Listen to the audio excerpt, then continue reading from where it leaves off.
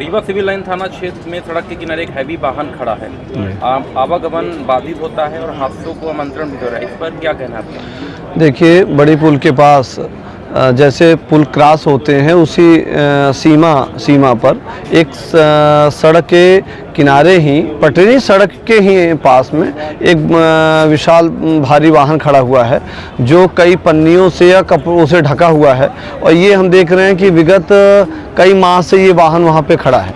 निश्चित तौर से यातायात व्यवस्था के जो अधिकारी नियुक्त हैं उनको ये देखना चाहिए कि ऐसे वाहन ये क्यों खड़े हैं और ये वाहन संदिग्ध है। यदि वाहन किसी का है, यदि किसी की जानकारी लेते वाहन किसी का है तो उसको नोटिस जानी चाहिए कि आप सड़क किनारे नहीं बल्कि गैरेज में या कि जहां उपयुक्त स्थल है या खाली स्पेस जगह वहां पे रखिए।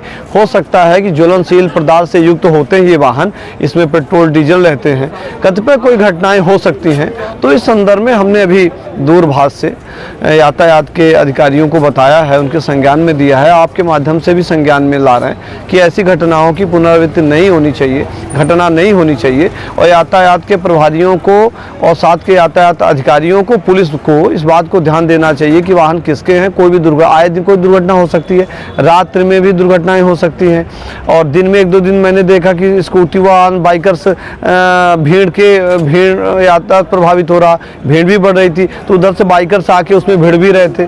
FIR मुकदमे जरूर नहीं हुए हैं, सामान्य क्षति हुई है, पर मेरा ये मानना है कि इस प्रकार के वाहन जो अज्ञात रूप में सड़क किनारे खड़े, निश्चित ऐसे नहीं खड़े होने चाहिए ताकि यातायात प्रभावित न हो और साथ में कोई अप्रिय घटनाएं भविष्य में न हो।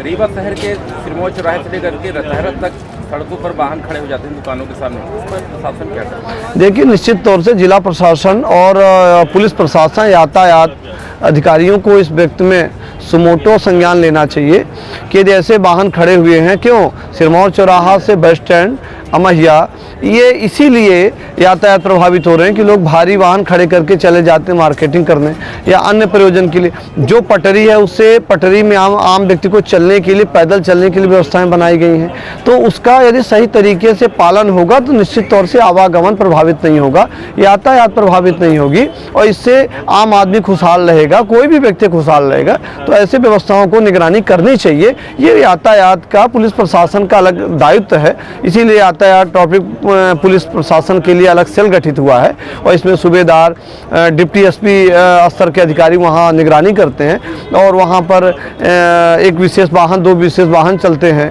और निगरानी चलती है। तो ऐसे और नगर निगम की भी लाइबिलिटी इसमें होती है कि नगर निगम सीमा में कहीं ऐसे वाहन खड़े हैं, उड़न दस्ता देखता है, नगर निगम को उड़न दस्ता है, यातायात का उड़न दस्ता है, पुलिस का स्कॉट है, गुंडा स्कॉट है, तो ऐसी व्यवस्थाओं को देखना चाहिए, निगरानी करनी चाहिए। लायबिलिटी उनकी है, जनता की लायबिलिटी नहीं है और जनता शिकायत करे तभी कार्रवाई होगी, ये विषय नहीं होना चाहिए, ये संज्ञान में लेना चाहिए इसको। रीवा शहर का सबसे व्यस्तम सिरमौर चौराहा कहलाता है, वहाँ एक हैवी गहरा चैम्बर खुला हुआ है, क्या मनका गाँव की तरह हादसे का इंतजार कर रहा है? निश्चित तौर से ऐसे व्यवस्थाओं को निगरानी करनी चाहिए। यदि बड़े विशाल गड्ढे हैं, कोई भी अप्रिय घटनाएं कभी भी हो सकती हैं, घटना आमंत्रण देके नहीं आती हैं, तो ऐसी घटनाओं को संज्ञान में लेना चाहिए। पूर्व में ऐसी घटनाएं हो भी चुकी हैं, तो यदि व्यक्ति या प्रशासन उन घटनाओं से सबक यदि नहीं लेता है तो निश्चित तौर से ये लापरवाही है, ये घोर लापरवाही की श्रेणी में, उदासीनता की श्रेणी में आती है।